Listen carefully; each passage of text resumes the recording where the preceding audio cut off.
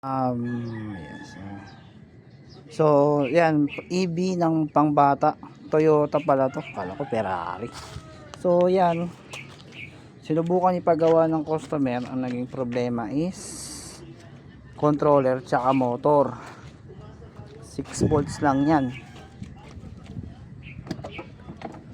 Pero yung binili ng kapatid ko, yung kapwa ko technician, naayos niya.